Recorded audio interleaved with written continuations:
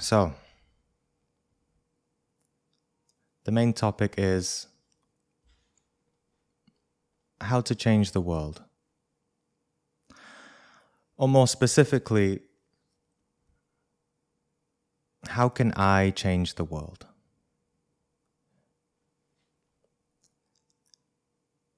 Which is a big question, right?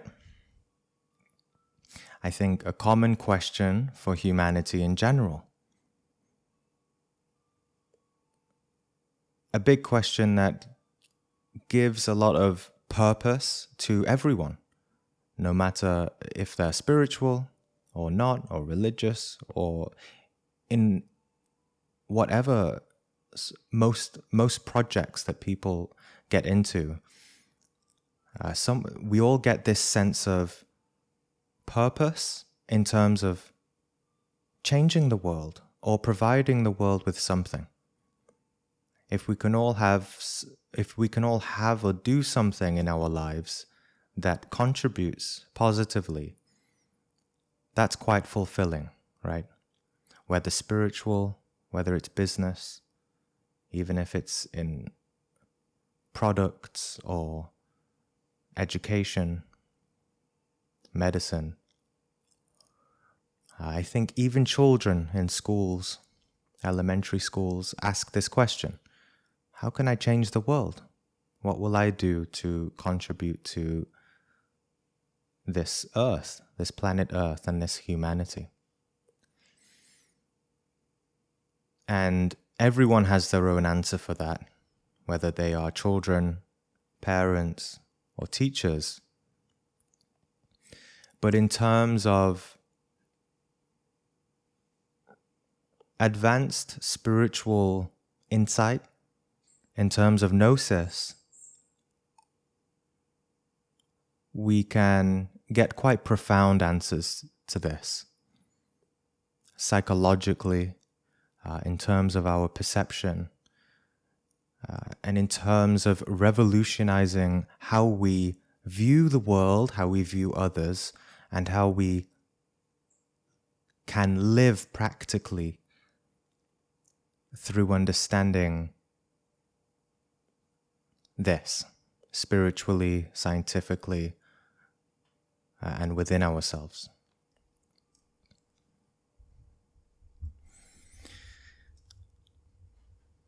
So, I want to begin with a little reflection here.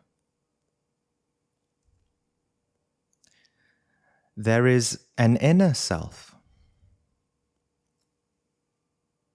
An inner self beyond all of the external thoughts, identifications, all the external happenings, images, videos that play on the movie of life,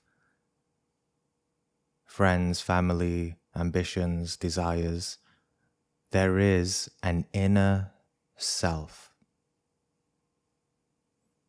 And there is the self that we think we are. There is the self that we think we are. There's the person that people think we are, and then there is the actual person, ourselves, our particular individual soul. And this applies to also the world and humanity. There is an inner, real, objective part of the world, of humanity, and there's also the part of humanity that we think of it, that we judge it, that we have opinions. No problem with that, but we're just stating that these are just thoughts about that, about what we think of ourselves and about humanity. So there is an inner self and the self that we think we are. The inner self is the truth, no matter what it is inside us, what we are made up of, egos, essence, all of that, that is the inner self.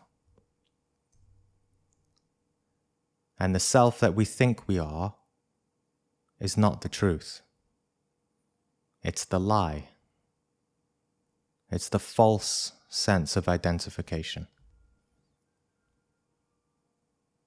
If we identify with the self that we think we are, then we cause problems, conflicts.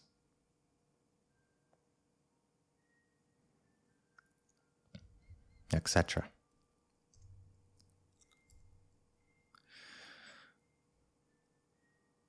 So,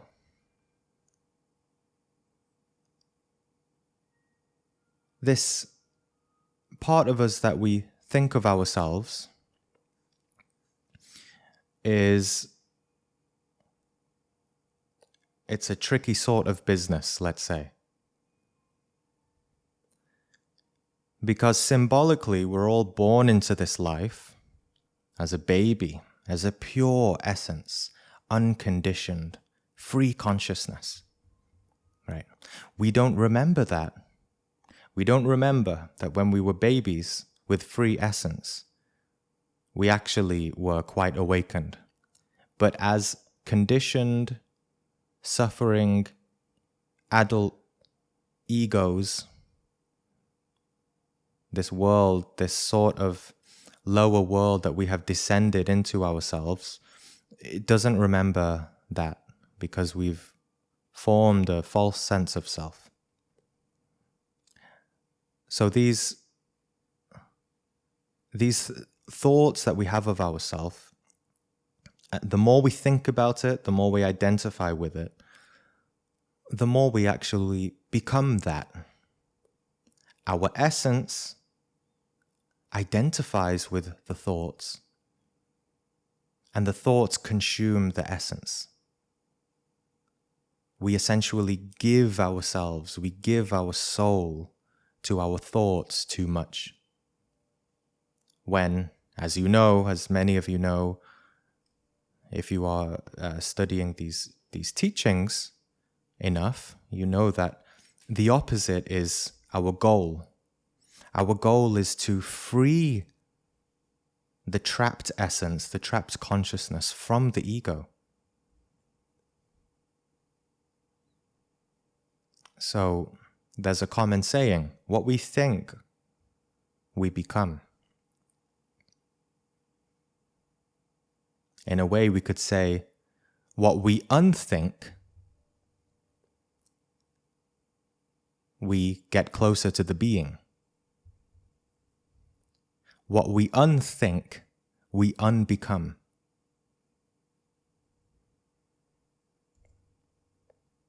So, in terms of humanity, all that we see on the surface of humanity is what we think of humanity. All of the thoughts of humanity that we hold inside ourselves is reflected outwards. And it's a little bit of a conditioned shared view of others and society and the world, and of our own opinions, of our own personal views, but generally it's mostly conditioned consciousness, or what we could call the collective consciousness or collective ego consciousness. And this is something not to be underestimated. As human beings, although we are unawakened, unrealized, we are very powerful, extremely powerful. Actually, we are like gods, actually, but unrealized. And so our shared view of the world, physically and metaphysically and psychologically spiritually, this creates an extremely powerful cosmic force, a cosmic energy. You can kind of feel it when, let's say, you have an hour of absolutely blissful meditation, totally not identified with anything in life, completely enjoying the being. Beautiful, free consciousness, untainted by form. But then the next moment, you open your eyes, you see physical forms, you put on the TV, you put on the news, you start watching TikTok, YouTube. You start to feel this very strong, these strong, powerful waves of unconsciousness, of collective ego unconsciousness. It's very powerful, very influential. We don't know really the extent of how much we succumb to that. If we did, we would feel a much higher necessity to free ourselves from the internal shackles of falling into these states of consciousness. So,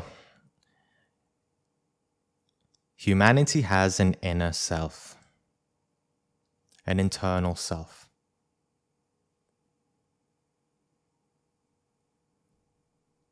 No matter what we think of humanity, no matter about this the collective consciousness force, all of that, what we think about it, our feelings about it,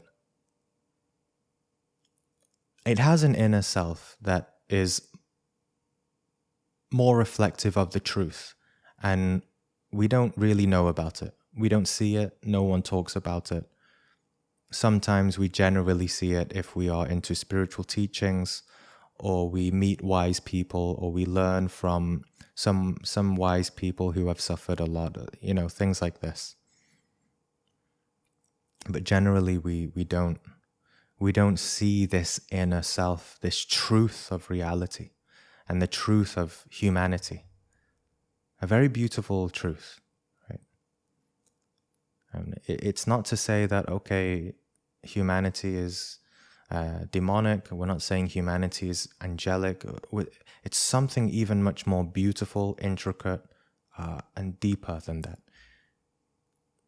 If you meditate on the meaning or word of humanity, that is what humanity is. Human beings. At least myself personally, I think to be human is even much more profound than being God, being an angel, being a demon. It's something much more profound.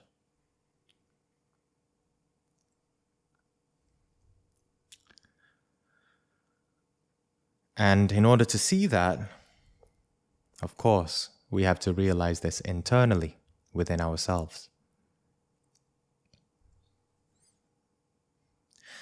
So, this is where we're trying to bridge a very important idea that humanity is not separate from us. Because actually we all have an internal humanity. In terms of Gnostic psychology, we would call that our psychological city, or better related to this talk, our psychological world inside us, which is mostly what we would call ego or egos.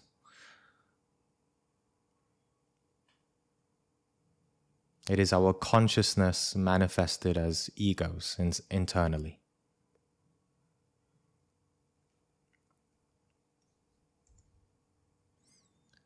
And what we think about it what we feel and think about our internal psychology, our internal worlds, literally creates the world. We contribute this in two ways. We contribute to the way we view the world collectively, and we also create our own particular world, our own particular karma, our life path, through the way that we navigate and how we identify and how we live with and manage our own ego. As I said before, to be a human being is very powerful, extremely powerful. We have power, spiritual power. And not just power like flying or controlling water or controlling the elements, telepathy, astral projection. Something even more profound, I would say, which is to change the circumstances of your life. And that's possible just through self-knowledge. Because we have internal egos that desire certain things. And we are given circumstances, tests, trials, certain relationships as opportunities to change.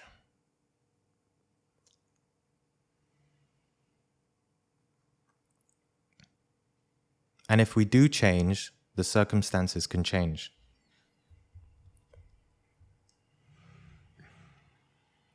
So in this way, our thoughts have consequences.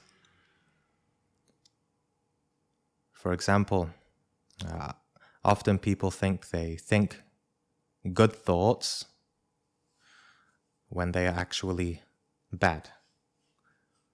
There are many examples of this, but just for one, we think it's good to adore celebrities, right? And everyone's okay with this. I don't really think that anyone in this group does that sort of thing. But generally, when we look at humanity, there are millions who love and spend a lot of time and energy and fantasizing and dreams about adoring celebrities because they saw them on a movie screen. So we put vanity into the world. We put it into the world, and we also create it as our world belief, our world view. And that manifests as ego or egos, vain egos who care about our self-image because we saw someone else and we idolize them, worship them, however way you want to say, and we believe that is a good model of being a human being, or that's what a human being should be.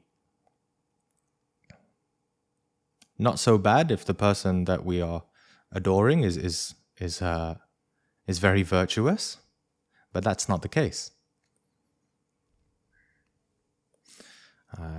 Another example is we think it's good to create borders, so we create division. Sorry, it says vision on the presentation, but we create division.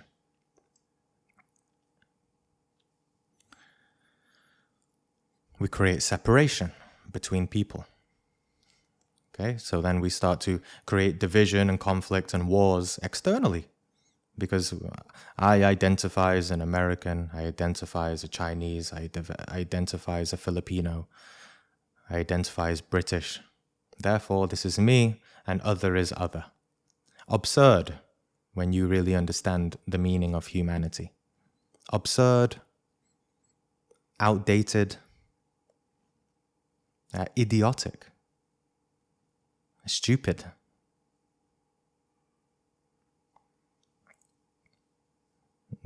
The new earth, if we want to use that term,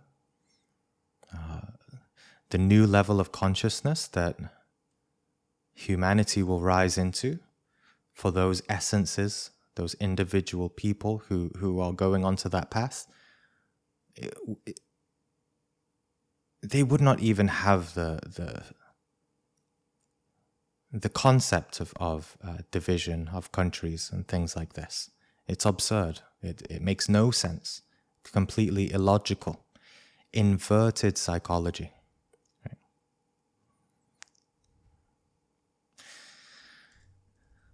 So, in this way, the path to hell is paved with good intentions. A very famous quote.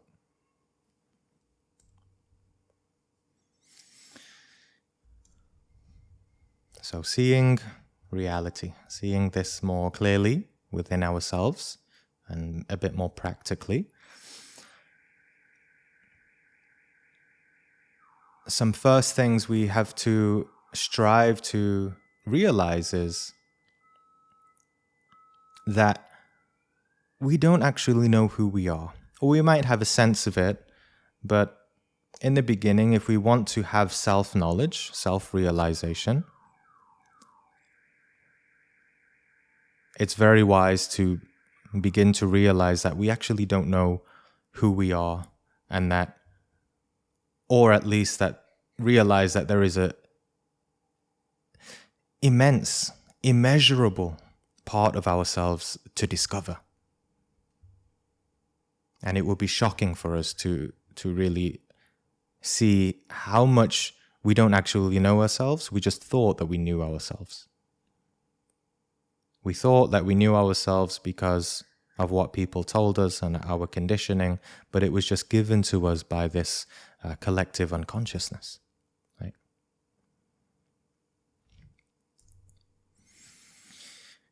And the same, of course, goes for humanity. We think we are one way, we think we are this or that, when the reality is something else. Generally, the sort of feeling, if we tap into it, with the sort of feeling of collective human unconsciousness is thinking that humanity is quite noble, quite humble, honest, innovative, right? With especially with scientific materialism ruling the world of conventional wisdom, right?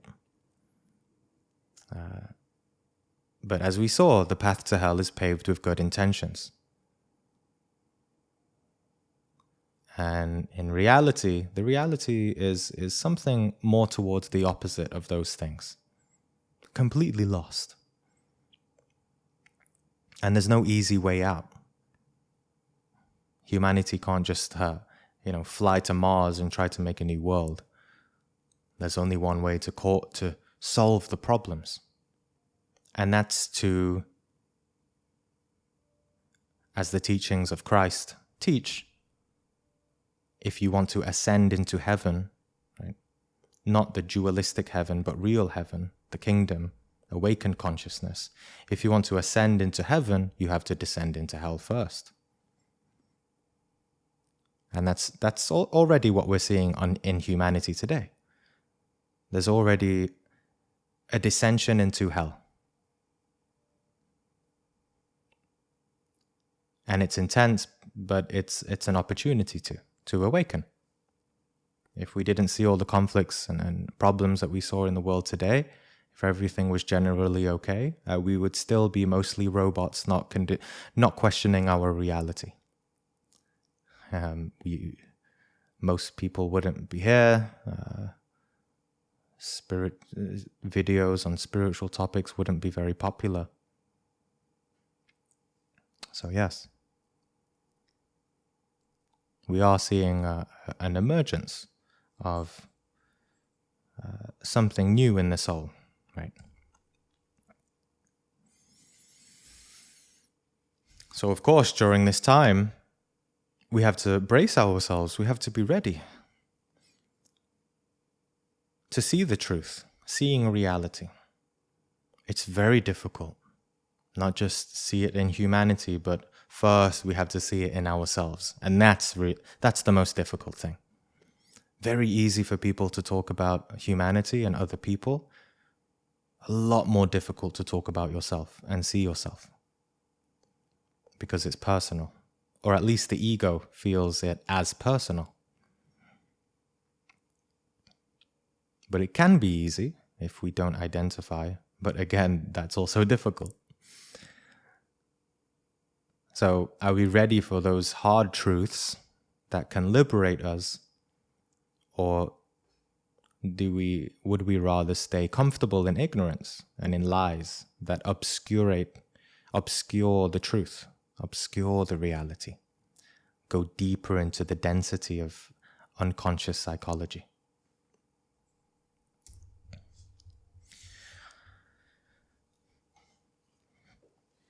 So this Hermetic saying is very relevant here. As within, so without. Awaken to the truth internally, and it will reflect externally.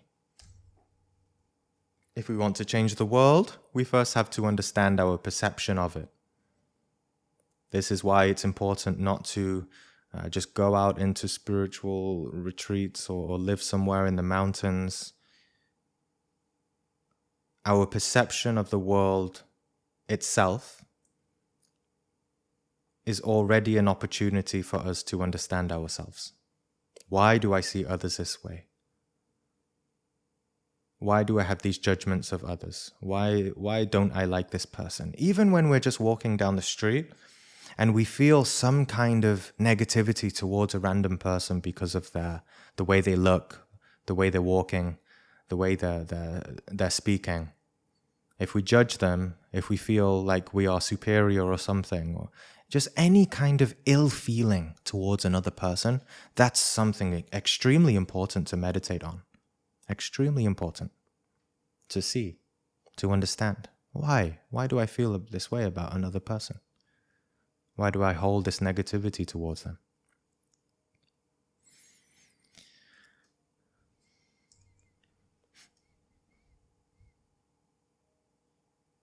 So,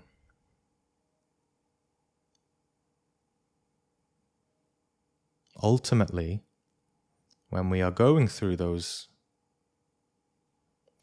subtle negative feelings, whether we judge people, we just feel some kind of, even if they're just little egos, some negative feeling about another person. Ultimately, this derives from a judgment about ourselves.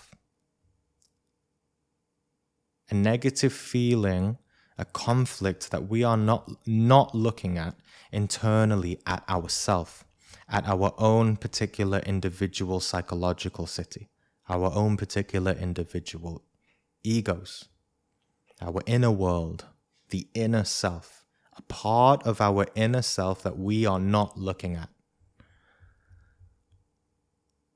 For example, you might be with a group of friends, and there's one person that walks down the street and you judge this person completely, but all of your friends don't. They just look at the person and they have no feeling at all. They're okay.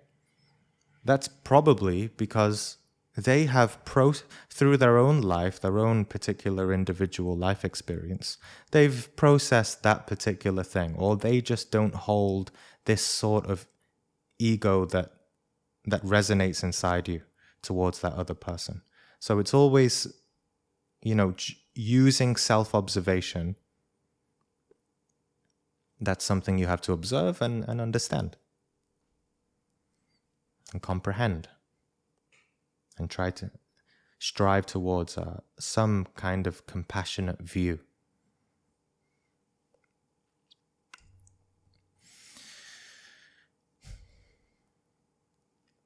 So, and this also applies to our judgments of good things too, quote unquote good things in life. Right? Some people are, being positive is good, it's a virtue, but there is this sort of egoic positivity too, sort of being in a dream Disneyland sort of positive way, right?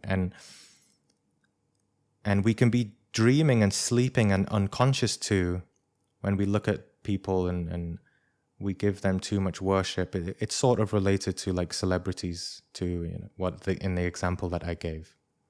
So we're sort of stuck in this trying to be good or trying to be bad, or, our judgments of the world of whether things are good or bad. Things are good or bad as the way they are, as how we judge them or see them. But ultimately, there's not so much good or bad. It's just what's important is the reality of things. But this attachment to good or bad is the important thing. And we're very much immersed in this projection of good and evil, good and bad, right? We're very identified with good and evil, opinions and judgments, right and wrong, morality, all of this. But we're not conscious of the light projecting it. We're not conscious of the consciousness that is projecting itself towards our identifications of things in life. People make this mistake in religions and spirituality. They have ego, spiritual ego inside themselves that wants to be very good. I'm going to be so good. I'm going to meditate like 3 hours a day. I'm going to be so virtuous. I'm going to be so chaste. I'm not going to have any lust and any anger. I'm going to be perfect. Right? And they're not observing, they're not aware that they're totally lost and identified in an ego of goodness, a good ego. They're lost in the consciousness that is projecting itself out in the world, projecting itself in the identification of the external world, right? Energy is just energy. It either goes out or it goes in. You want to go out into the world lustfully as a good ego, then you can do that. But you'll feel lost and you'll suffer at some point. Right? And we're not also saying, obviously, we're also clearly not saying to be an evil ego and identified out in the world too. No. Right? So there's good people and there's bad people, but they're all asleep with the consciousness asleep. The important thing is to observe the consciousness, this consciousness tendency to go out into the external world. To observe our energy attached to the external world, attached to samsara, attached to day and night, good and evil, birth and death, attached to material life, identified with the world, our age, our culture, identified and attached to our ambitions of spirituality, of this and that. This is the reason all of us can't really meditate properly. 99% of people are not meditating properly. Because 99% of people are doing it in order to have a nice lifestyle, to be a good ego. This is a superficial level of meditation. Meditation has to be profound. It has to be deep. We have to look deeper within ourselves. And, well, there are many ways we can start doing that, but just in this example here, what we're saying here is start observing the ego itself. Don't try so hard to be good. Because of course, obviously, an ego, someone trying to be good is not actually good, right? Because you can't try to be good, right? You can't try to have virtues. You don't make effort to be virtuous, and you don't make effort to be good. Goodness, true virtue is a natural occurrence of a lack of ego, of a lack of ambition, a lack of pride, a lack of spiritual ego, right? So it's quite a profound teaching here. Don't be immersed and don't be identified in the projections of good and evil, but observe the light projecting it. Observe the consciousness projecting it. If you can start to observe that and feel that and sense that, you might be able to just bring in a little more energy for yourself so that you can stay strong in your own center of being. Calm, serene, unidentified. You might sense some stillness. Even as you listen to this, you might already sense that. Because these words are talking, or at least attempting to talk, to the essence, to the consciousness. And when that awakens and really realizes the logic of this, it says, it's a weight off our shoulders, We start to feel happiness, real happiness. The difficult thing is, of course, taking this into our everyday lives, but that's the world, that's the life, right? That's the struggle of life. That's the school of life, the psychological gymnasium. But right now, as we're listening to this and reflecting on this together, we can start to feel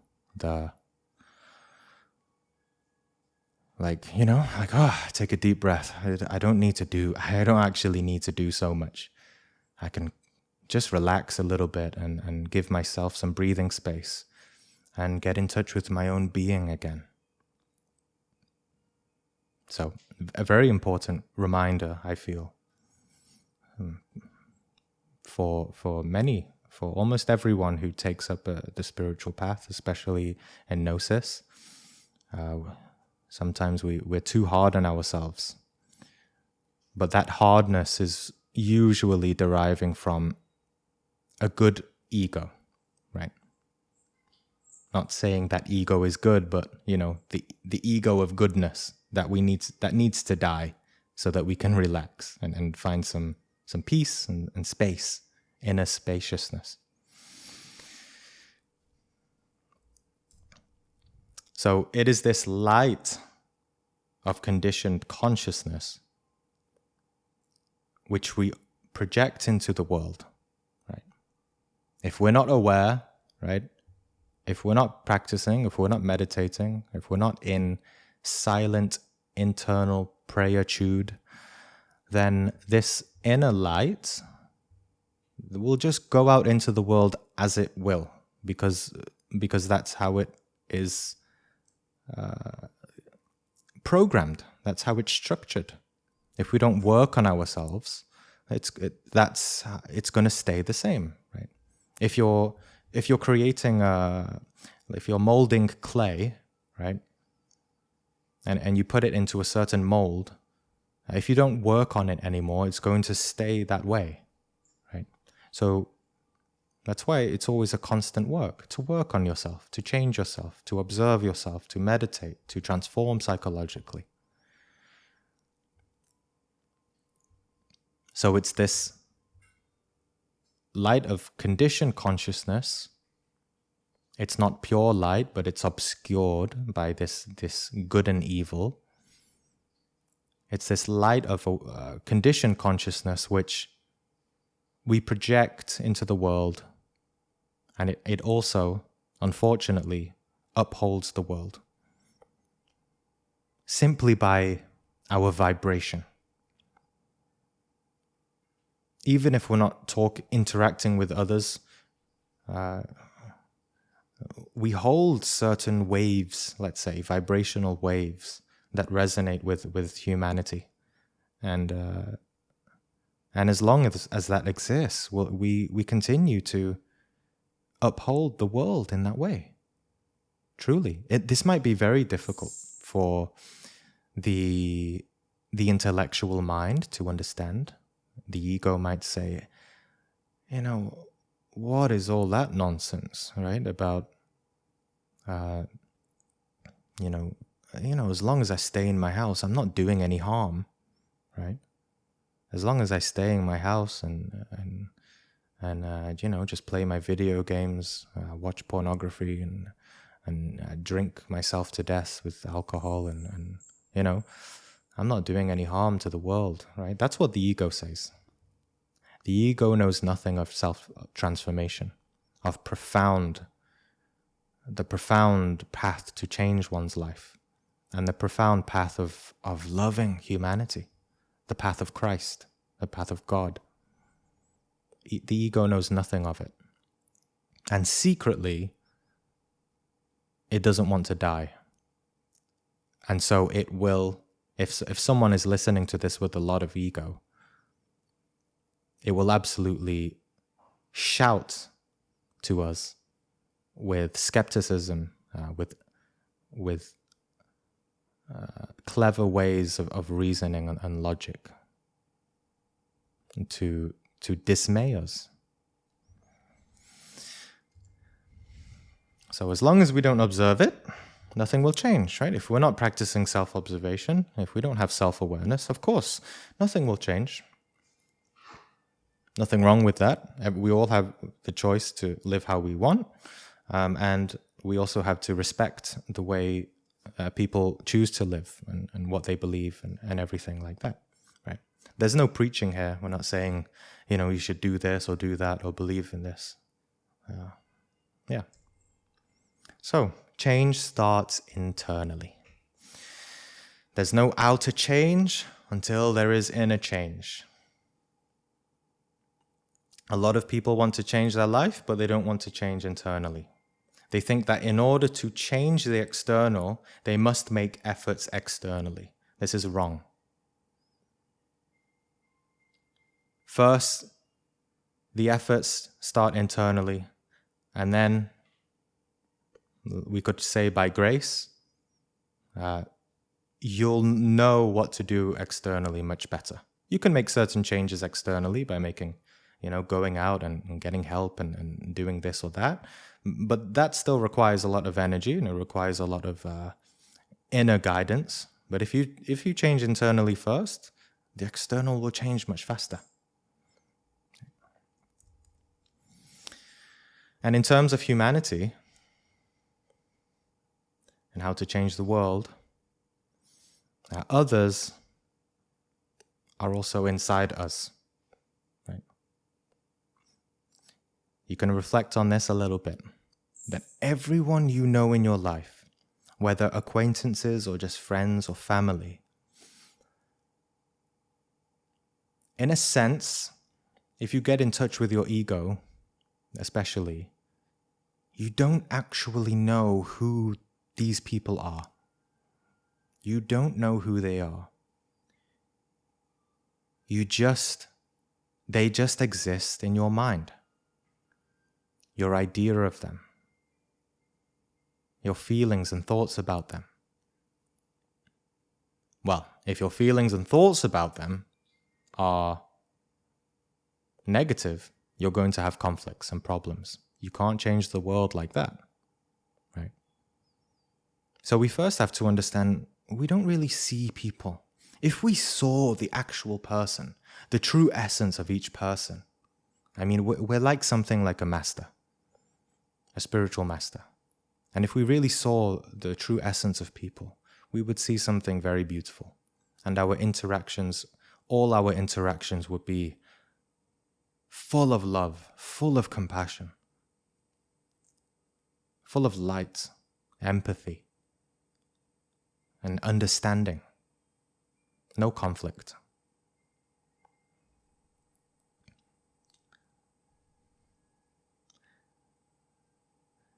So when we think of others and feel others, as we reflect, we think of them or feel them as separate people. Right? But again, that sense of separation is the false sense of self, the ego. anytime we feel separate from someone, it's ego. It's ego. It's something quite profound to really understand in direct experience. Quite rare, I would say, for someone to truly experience this direct reality that people are not separate from us. If humanity understood this directly, I mean, the world would be an entirely different place tomorrow. Entirely different.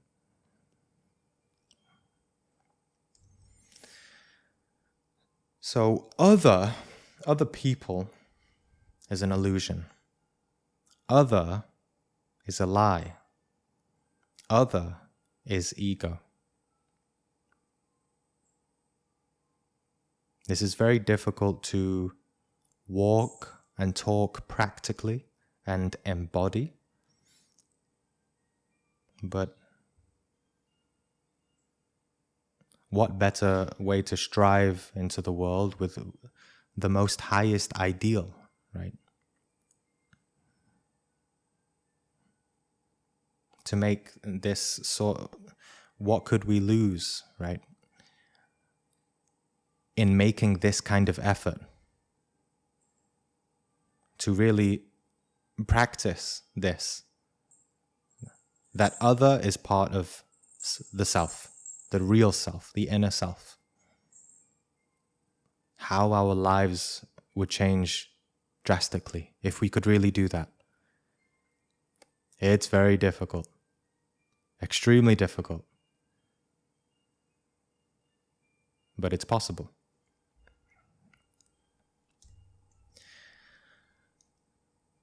So true spiritual awakening is the death of other. If someone claims that they've spiritually awakened and they say they're better than others or something like this, they are lying to themselves. If they think that they should go away from people, they should leave their family, all of this, they're lying to themselves. True awakening is very simple. It's loving and it's compassionate. True awakening is the death of separation and the death of ego. The being takes over and our life becomes a lot simpler, a lot less complicated. Our minds might start to think, what would life be like if I truly lived like that? But actually, it's a lot simpler than we realize. It's just so simple the mind can't see it.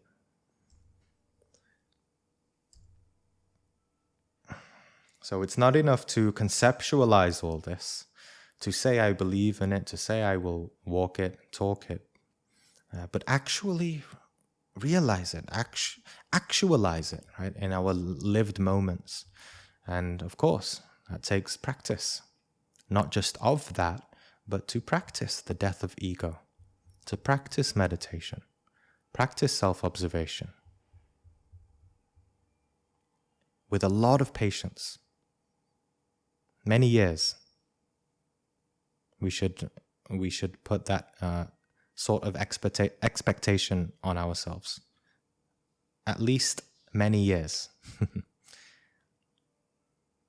It's not possible at all. We are born into a physical third dimension, time, space, dense world for a reason. Things take time. We can't do this. We can't just listen to this kind of lecture and think that we can suddenly embody it. And we're going to suffer if we do that. We have to just be very honest with ourselves. That's all. So change starts internally. And as I said, we have to be honest, right? We can't just love humanity. We have to learn to love humanity. In Gnosis, right, we have the 3 factors of awakening consciousness. Death of ego, birth of the internal bodies, so through transmutation and alchemy, and sacrifice for humanity. And some people get too identified with sacrifice for humanity. They say they love others, but this actually takes time. It takes time to really love others in the most truest way. Right? Many claim to love others and humanity, but if they truly did, they'd probably be doing something a lot different with their lives.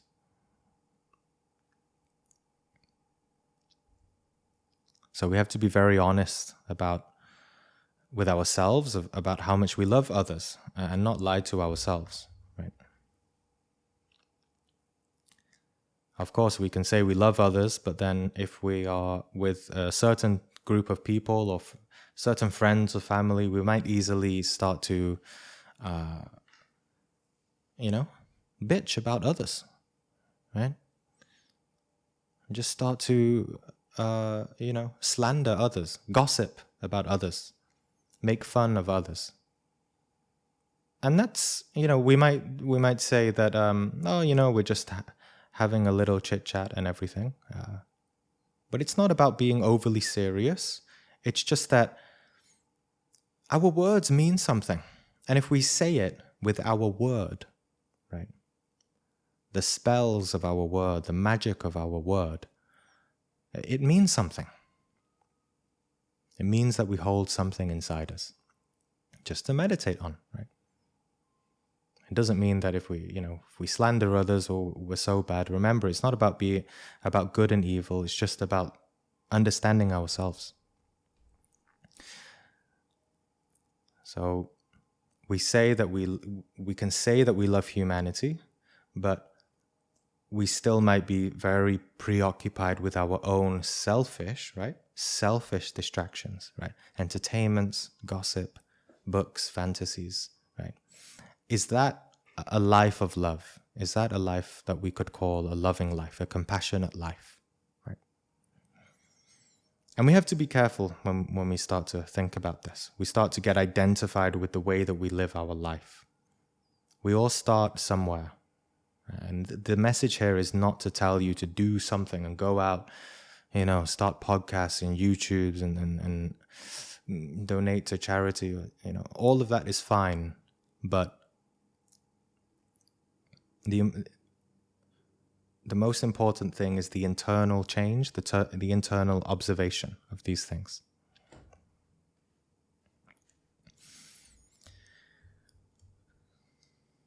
So the new earth, the new consciousness is really only about unity and love, not division and not conflict and separation. And if we don't love humanity, if we can't love others, if we don't, it's a direct reflection of our inability to care enough about our own existence, to care enough about our life.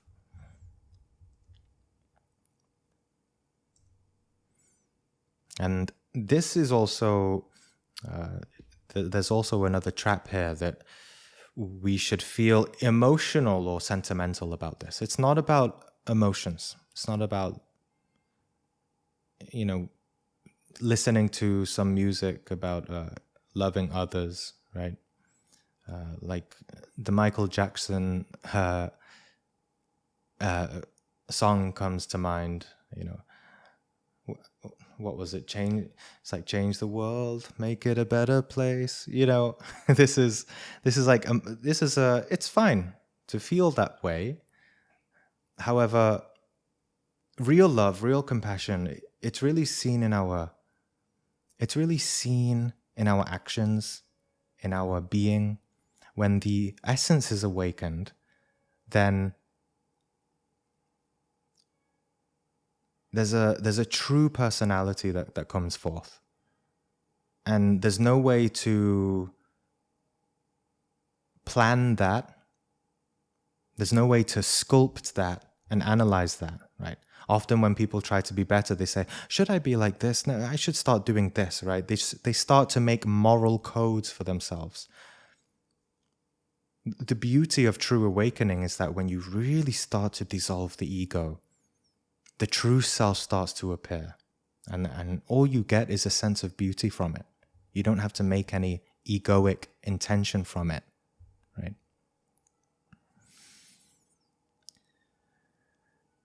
And of course, and it's natural to start having a sense of compassion and unity, because you become conscious. You become more awakened from moment to moment in life, and you see the futility and the illogicalness and the absurdness of feeling conflict with others.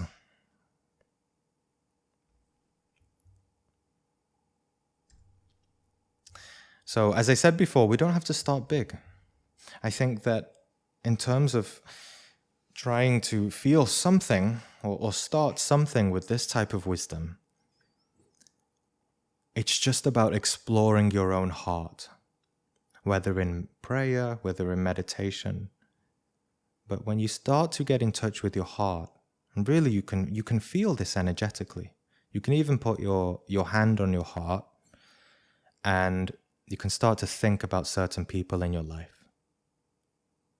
And you can start to feel perhaps the heart might go faster, might slow down, it might feel heavier, it might feel intense, it might feel uncomfortable with certain people in your life. And that's a great way to start. If you do that today, you've already done some work on yourself by releasing and letting go of something. Releasing and letting go of someone, right? Or something. You start to feel, things come up inside you. If you meditate deep enough or pray deep enough, some forgiveness. I forgive this person. Whether you do it out of compassion for that person because you realize something or consider something in their life, or you just do it for yourself, right? To really let go,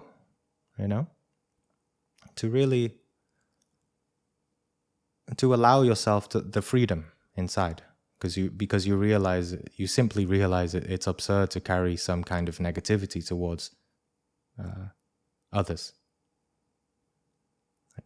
And that's a great place to start, I would say.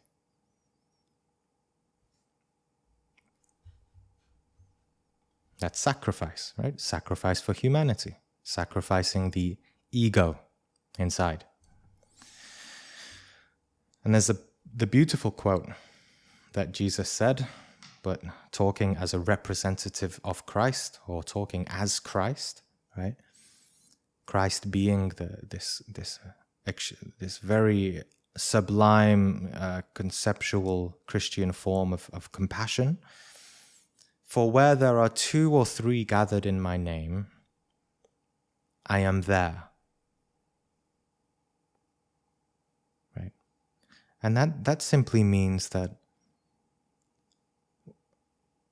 when there is one person and he's doing things for himself, that's not the Christ, right? When there are 2 or 3, or just any number higher, and they're there in the name of unity, of compassion, of the Christ, there's a very divine and sacred and much higher intelligence of consciousness present, operating on a much higher level of our being.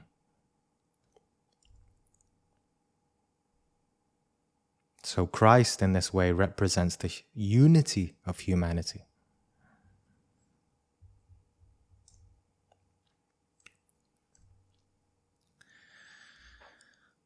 So to sort of recap, if we believe the world to be so and so, the world will be so and so, in simple terms. If we watch the news and we become negatively immersed into a particular narrative, then we uphold it in that way, right? That's how we contribute. We contribute every day to humanity. Some people ask how they can contribute. You're already contributing, right? The best thing you can do is observe that contribution and dissolve what is not necessary. And your true nature, your true being will arise naturally and gracefully, and you will find your place that in the world that feels most realistic and most fulfilling to you and your capabilities. It's as simple as that. So the external is a reflection of the internal. That applies to us in our individual lives, and also to humanity as a collective in the world. So if we really look at our psychological world, our internal world, the inner self, and we change it, if we are doing that, if we are actually changing, we are fulfilling our spiritual responsibility. We all have this responsibility of moving humanity into a direction of compassionate, awakened consciousness. Right now in the world, it's like there is a gushing waterfall of negativity. It's huge, right? And it's falling down into the abyss of human unconsciousness, hell and suffering and all of that, right? It's a huge noise. It's like we need some earplugs to kind of drain out the noise a little bit, right? We do that through meditation. But next to that huge gushing river and waterfall, next to it, there's just a tiny, small, humble, quiet, peaceful river. And it's a magical river. It's small, but it's going up. It's traveling up the wall next to the waterfall. It's not going down, and it's going very slowly and gradually. While the river, the big waterfall, is gushing so violently, so loud, and it's getting worse, and everyone's screaming inside it, and it's getting bigger and bigger, and it's going faster and faster. But next to it is a very small river, a very small percentage of humanity that is connecting with this little river that's going upstream.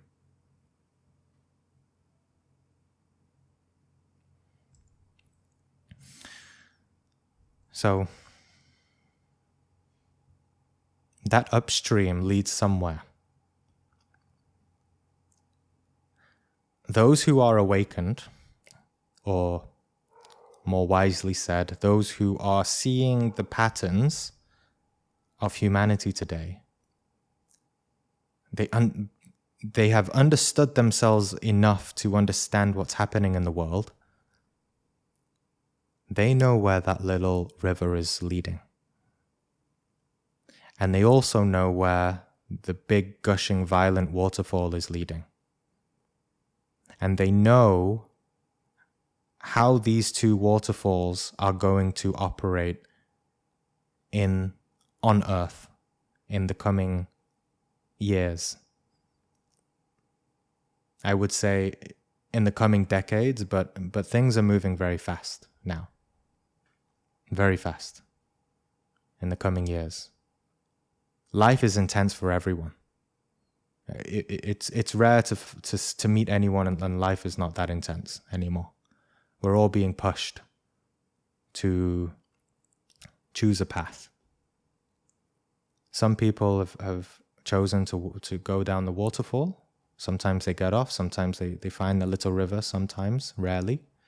Some people are stuck between the big waterfall and the upstream waterfall, the one that's going upstream. Right?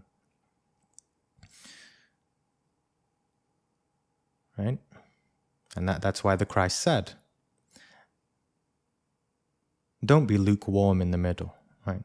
Be hot or cold. Just choose a path. You want to be cold? All right, be cold. Go to the lunar mechanical ego and go there. Go suffer in there. At least you'll learn something. Through suffering, maybe you have a chance to realize that it's a horrible life and get out of it. But don't be lukewarm. You're not going to learn anything, right? Or just commit to the upstream, where you'll be safe and protected and guided, right? So, this is the very deep lesson here. We can change the world. We absolutely can. We just need to change ourselves. And I think that's a really beautiful thing that we can all really appreciate, whatever age we are, whether we're in old age, even, or whether we're a child. We can, if you really understand all of this, you really can change the world. You can contribute to that small river that a small percentage of humanity is accessing. And of course, I don't think, this talk has gone on for a while now, and I don't think anyone who has continued to listen would have any of these kind of skepticism and doubts. But this is, something that is... We can be on the river and sometimes we hear the noise. We can be on the upstream river and sometimes we hear the noise of the loud roaring waterfall, right? And it says, it's skepticism, it's doubt, it's fear, right? What if we see World War III tomorrow? I just don't have time to be in my being and meditate and all of this and kill my ego. No, because I need to focus on the external and all of this, right? But if we really identify with this and we believe in that, we haven't comprehended the divine purpose of our life. The purpose that divinity has given us. The purpose of why we were born, which is to awaken, which is to be with our being and learn to be in it, to be with the river, in the name of humanity, for humanity. To master ourselves. So this is how we can save the world. It's a great task, right? And it's one that we can all do, right? That's why there are so many superhero action movies and all of this, and people who save the world. It's always the best part of blockbuster movies, right? Well, what's the problem? This and that and this problem and okay, what's the solution? I'm going to save the world. Everyone loves it because deep down we know the truth. It speaks to us in our soul, and we can do that. Each one of us, we're all the main hero, right? Taking the hero's journey, right? But if we don't believe in that, if we lose faith in that, we don't see it, then sure. That purpose inverts into something materialistic, chasing money, career, status, material ambitions, right? But that's all secondary, right? It's impermanent. We don't need to put.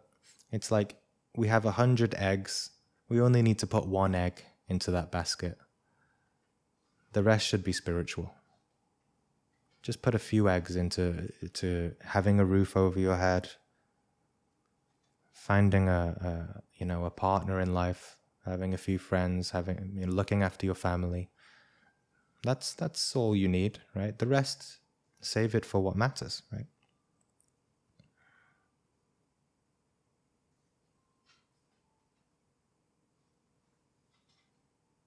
And when the ego talks like this and forgets the purpose of our life, it starts to tune into that unconsciousness of humanity, which is a very powerful, violent waterfall, right? 8 million people. And it's very convincing to listen to 8 million people, but those people they don't know anything about spiritual realization. And there's a reason for that. That's just the way it is. So we have to be quite realistic. We have to develop an internal mind, an individual mind, an inner mind, right? And forget the nonsense. You don't have to forget it. You don't have to be ignorant. You just have to be practical, right? No point in stressing about things. If we stress about things, we simply add to the stress of it, right? If you can do something to help, if you're in a position of power, of external power, you're a high politician, then great. Do what you can, but even if when you're in that position, you can't do anything. You can't do as much as, the power that you have, right?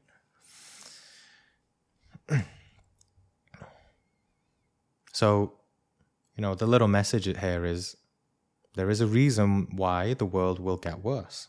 The world is descending in order to really have an opportunity for something, for those souls who choose to. So no matter how loud the waterfall gets, we still have to continue that love for humanity. We might see very evil people on the world stage, but we still have to have compassion, no matter what. Because if you want to die to your ego fully, you also have to have compassion for, your worldly person, not just fall into the abyss of hate and violence and if you hate someone, you become like them, right?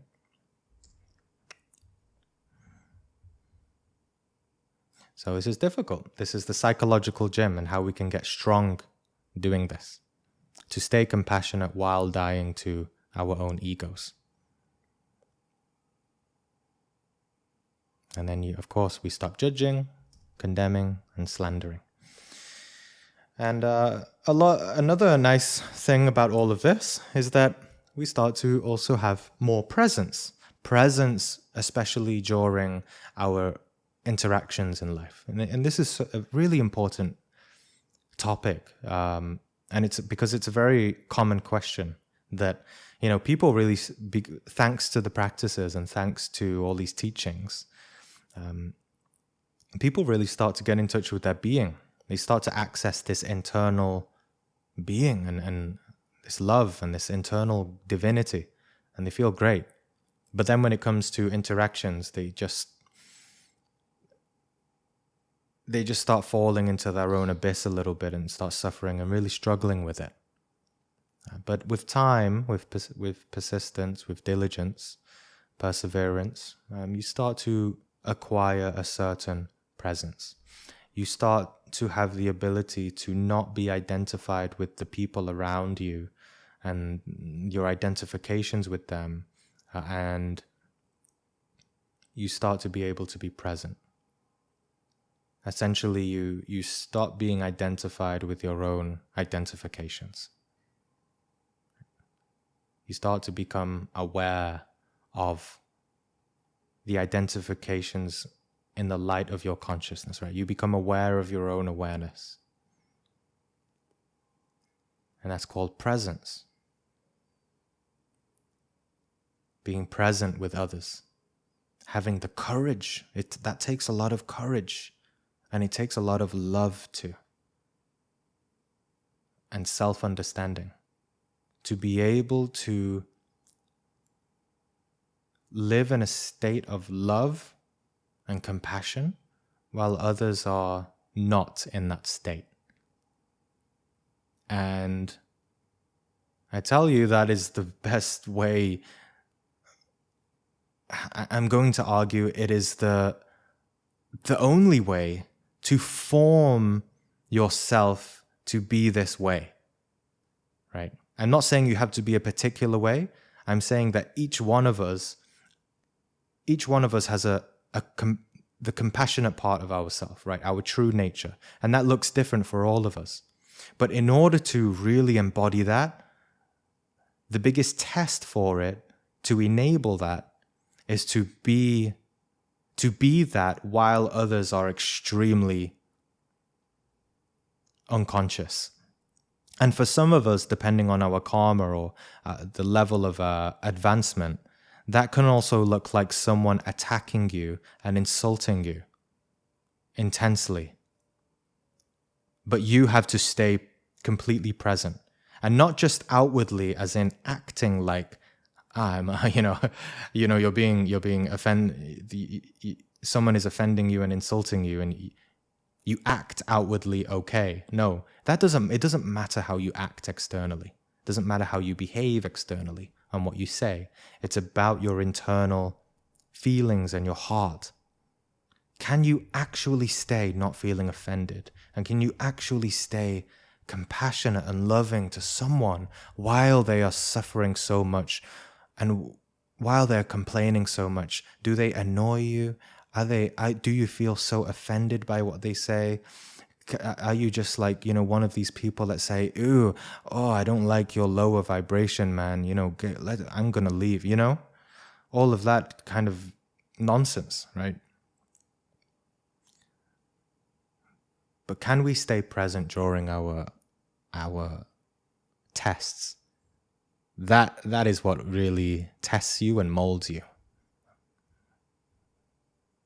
At least in my experience.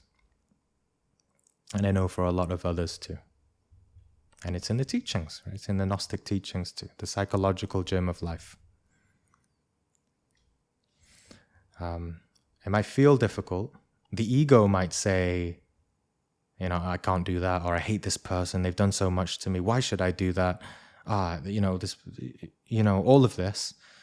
But if you actually practice it, you're going to feel great. Not your ego isn't going to feel great, but you're going to be more in touch with your inner God, your conscience. You're going to feel light. You're going to feel happy, right? Not ego happiness, true happiness.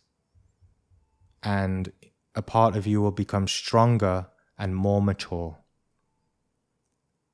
And it won't happen again. It probably might happen again, but it's much less likely, and it will happen less often.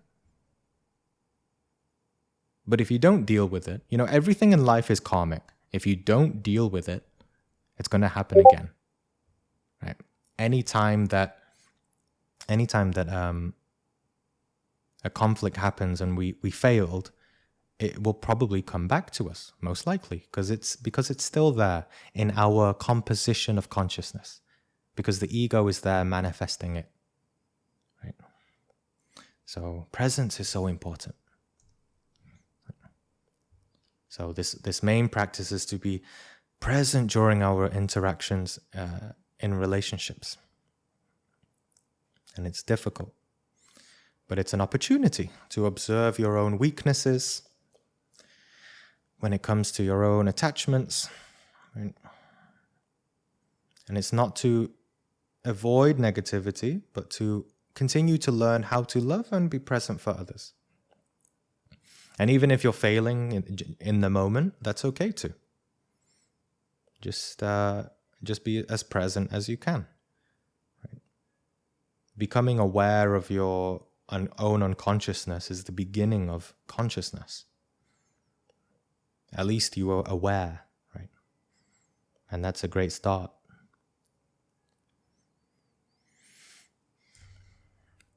So, in terms of really living this, it's not about so much these teachings, it's not about beliefs of teachings, and it's not so much even how many experiences and how many successes that we had in the past.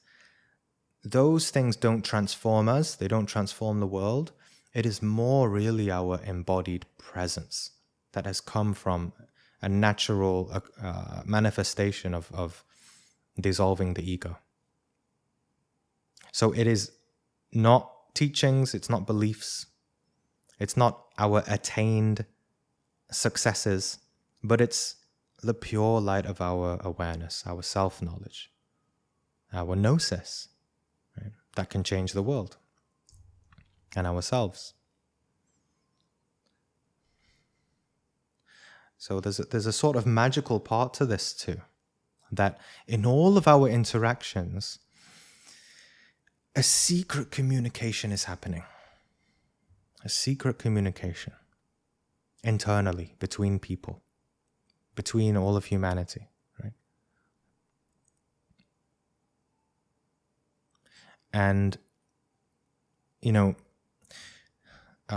Master Samael, he gives an example of this, that when there are, let's say, two people in a pub, right? They're drinking a lot and getting drunk, right?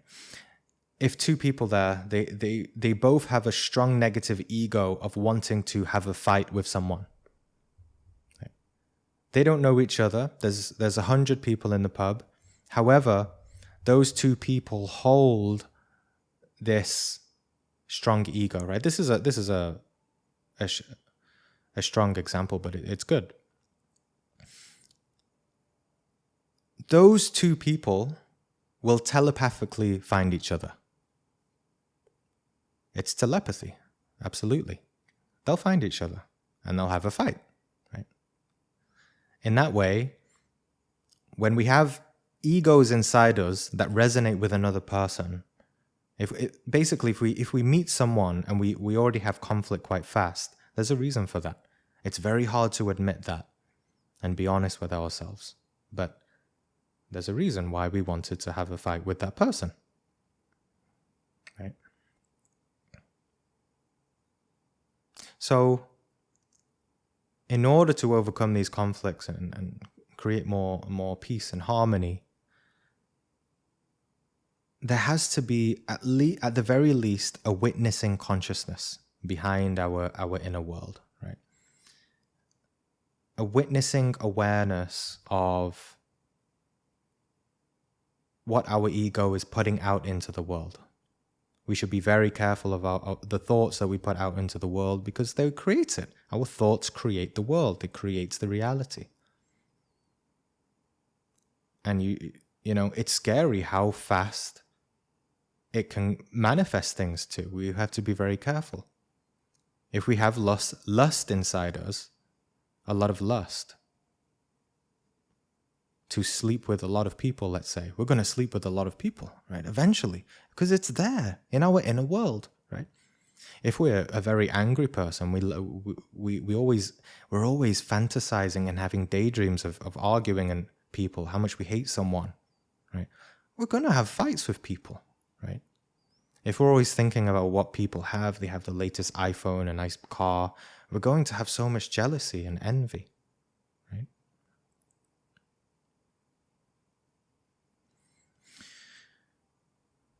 So this points to the secret communication that happens between us and other people. But when we die, we actually comprehend, we start to awaken, we start to really see, we start to look in the mirror, right? Metaphorically speaking, we look into the mirror of our inner world and we die. We really die. We say, I don't want that. Truly, right? We're not saying it from ego, but I'm talking symbolically that the being sees the eyes and it says, go. It's like, let go, right? I don't want that anymore. I definitely don't want that. It's a firm, peaceful no, right? There's a part of us that is going to suffer, of course, but we have to be patient, right? The Buddha said the best prayer is patience. And that's very true. If we want to die to an ego, get ready to suffer first, because the ego is going to cry and scream and suffer, right? In terms of Gnostic psychology, we say that, our inner self is like a tree of life. If we start to deny the ego, our consciousness, a certain ego, whether it be, lust, gluttony, pride, anger, etc., any other ego that you can see in your own particular individual life. If we start, it might just be any like negative habit or destructive behavior. If we start to deny that ego our consciousness, if we just stop it altogether, we stop acting it out, we're going to suffer, right? It's just like any other addiction. A person who's trying to stop smoking, they're going to feel desperate to smoke again. But as long as you're patient, you'll get used to that ego starving from consciousness. It's so thirsty for consciousness, but it will eventually starve and it will die. It won't be part of you anymore, as long as you've had enough comprehension and all of that. So yeah. So practice. I'll have a little practice before we're going to go into the Q&A. I'll try to keep it short, just 10 minutes or so.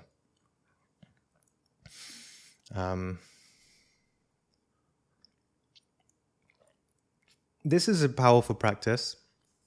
I think it's something that everyone should do every day at least, or whenever we can remember. But it's also something very powerful that can be done when we have difficulty with others. Essentially, when you have an enemy or someone, you can't break a negative feeling with someone. You can send them light. You can send them a blue light or a white light, and you do release something. We might not understand this intellectually, but when you practice it, when you try it, you can see the effects. You can see this in action. So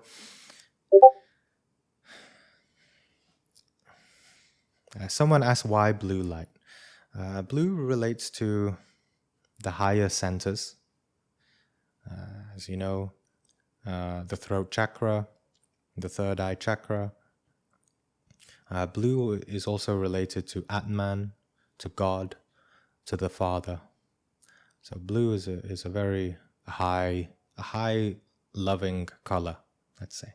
But it doesn't have to be blue. It can be white too, if you like. Also green. But Master Samael specifically said blue. So, yeah. So let's just have a small meditation.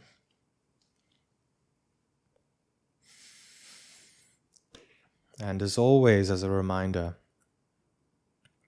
generally speaking, it's a good structure for beginners just to start with understanding a little structure in meditation. That first we start with relaxation.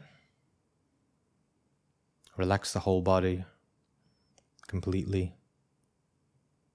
And then we start with some kind of breathing, so pranayama, which further relaxes the mind.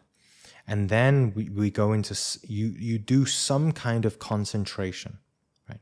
So all of this is not meditation yet, but preparing for meditation. So you do some kind of concentration, which could be a mantra, could be a prayer, it could be observing the breath, or it could be listening to something. Just essentially hyper-focus on one thing and don't let your attention waver to left or right. Thoughts will come in, but that is concentration practice, to come back to the practice. And after concentration, then go into, then let go, essentially. After concentration, you can start to actually meditate on something as well, in order to get information on it.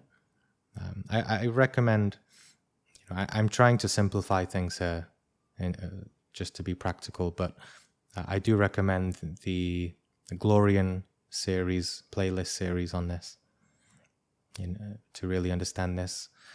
But yeah, after concentration, essentially you can also just let go of all effort, right?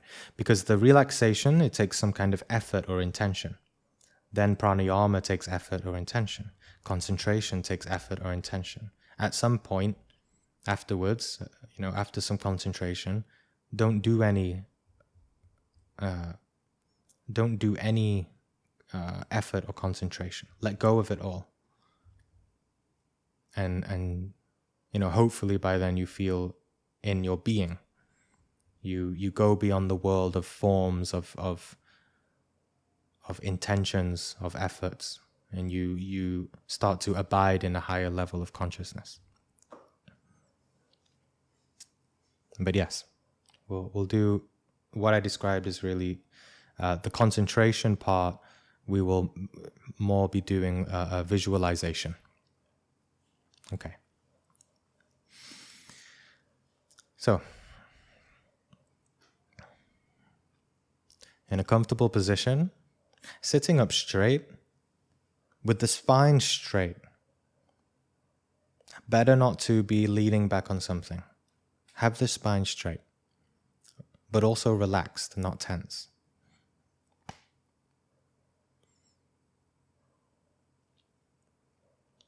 And as you relax the body,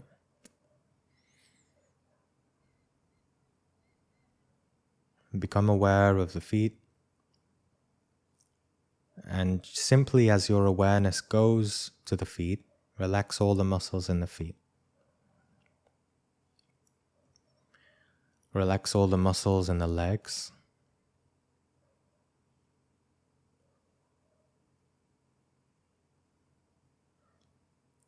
Relax the muscles in the lower body, in the groin, in the back in the bottom of the spine, in the back. Relax the whole stomach. Relax the chest, the heart, shoulders. Let your awareness go into the arms and hands.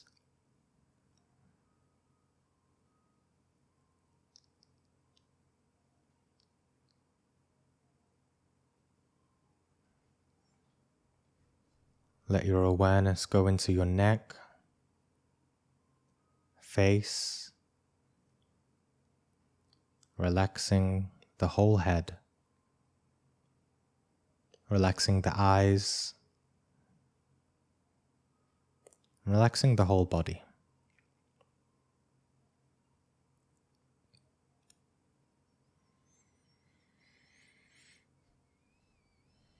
And just take some deep breaths.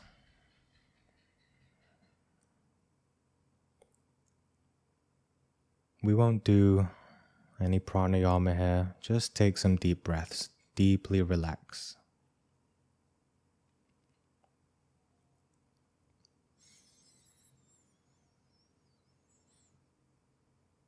And after you've taken some nice, relaxing deep breaths, just start to let the body breathe by itself.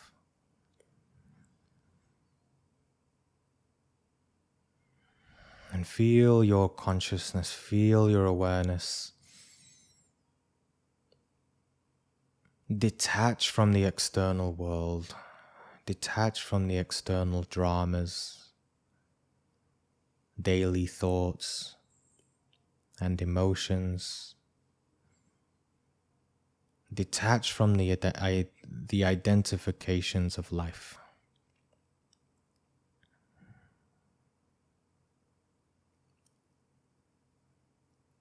Concentrate your mind on the formless void of consciousness,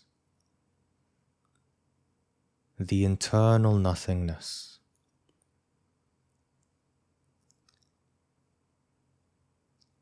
Get in touch with your center of being.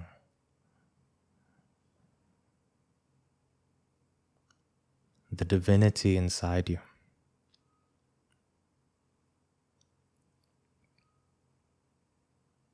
Sensing, if you can, in your heart, finding, searching, yearning.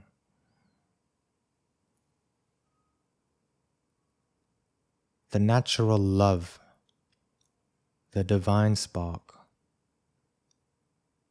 Not love of thoughts that comes from thoughts, not love that comes from emotions,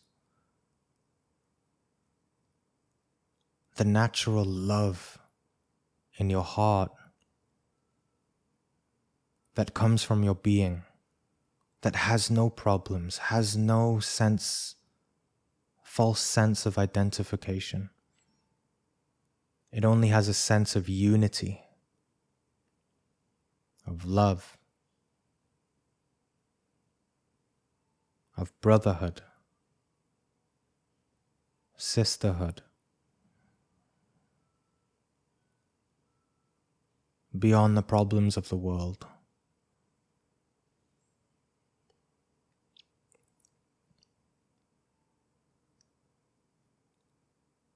For different people, this might look different. This love might take the form of the Divine Mother, who cares and loves for all of her children of humanity.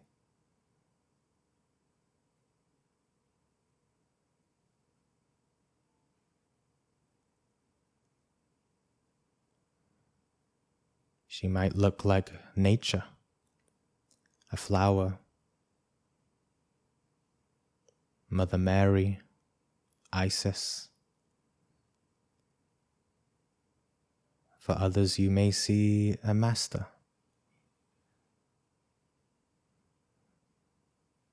You may see the whole world as unity.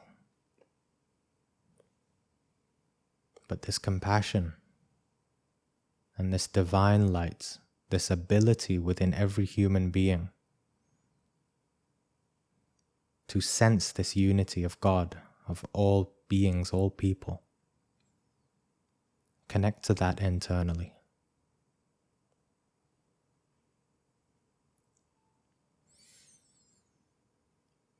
And realizing the saying, as within, so without. As above, so below. Realizing the vastness of space, the vastness of the universe, of the cosmos. Realizing that that same vastness exists within ourselves.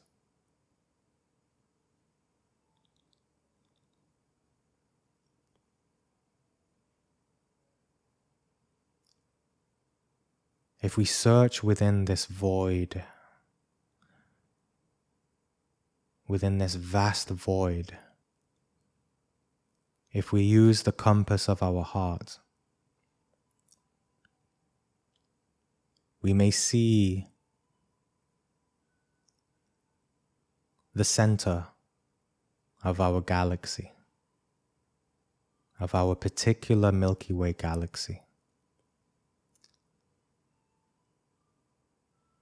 An ocean of stars swimming around the center of a great light.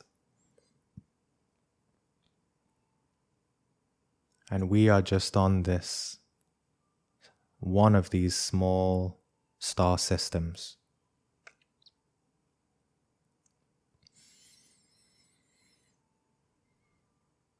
And as we get more in touch with this love, this sense of unity,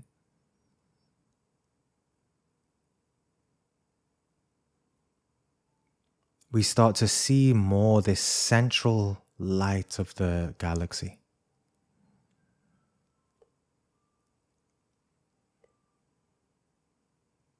And we ask it humbly, knowing that it is a provider of truth, of light, of unity. We ask it humbly and sincerely.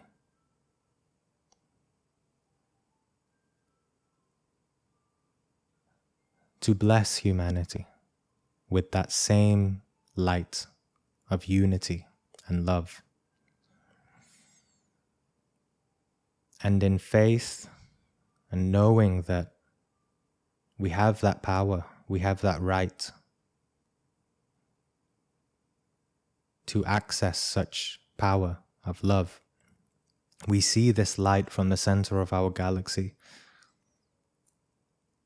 traveling through the Milky Way galaxy and arriving at our particular solar system.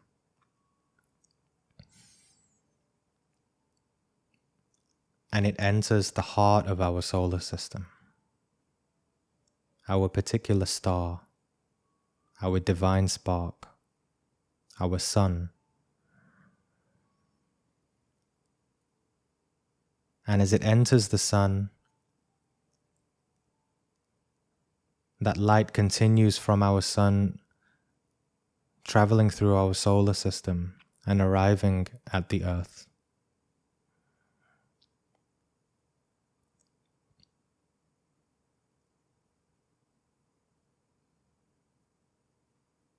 And that light starts to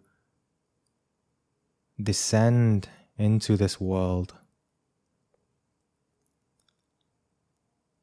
glowing beautifully, a golden white light, descending into where we are currently, in our current country, wherever we are, flooding our house, our body with this light,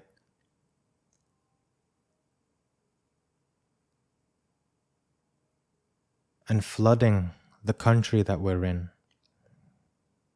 dispelling conflicts, dispelling separation,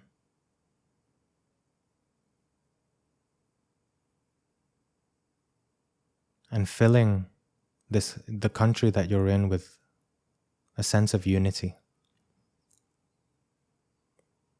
And it continues into other countries near you. It continues to all the people in your life.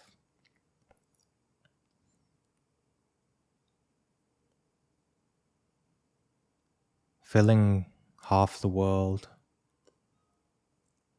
and filling the rest of the world.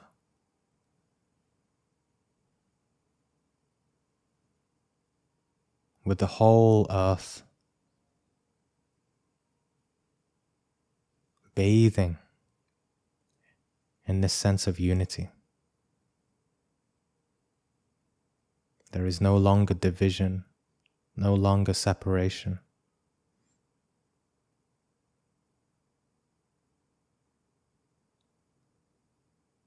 Just a very sacred sense, a cosmic sense of love and unity on this planet.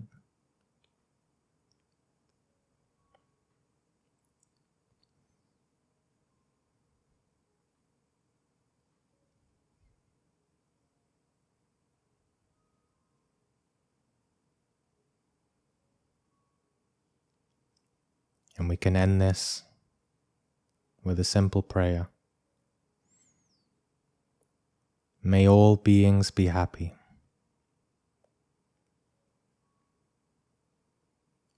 May all beings be blissful. May all beings be in peace.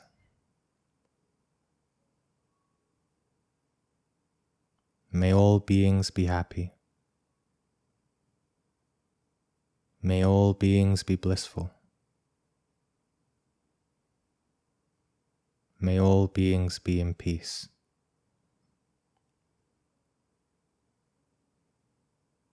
May all beings be happy. May all beings be blissful. May all beings be in peace.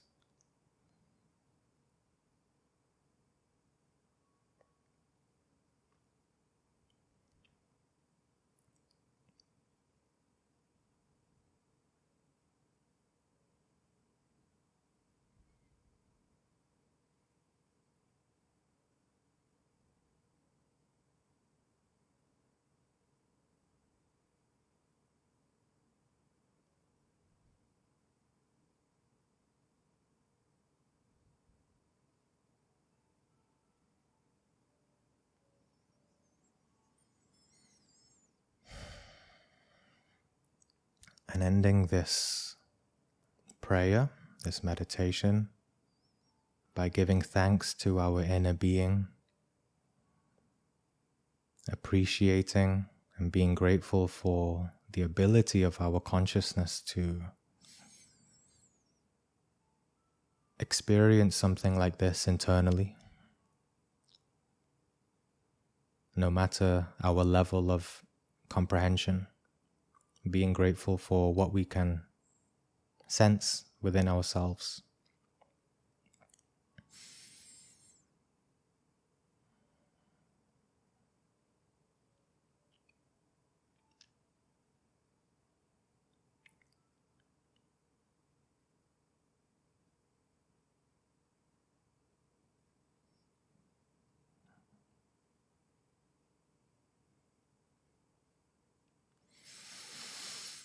Okay.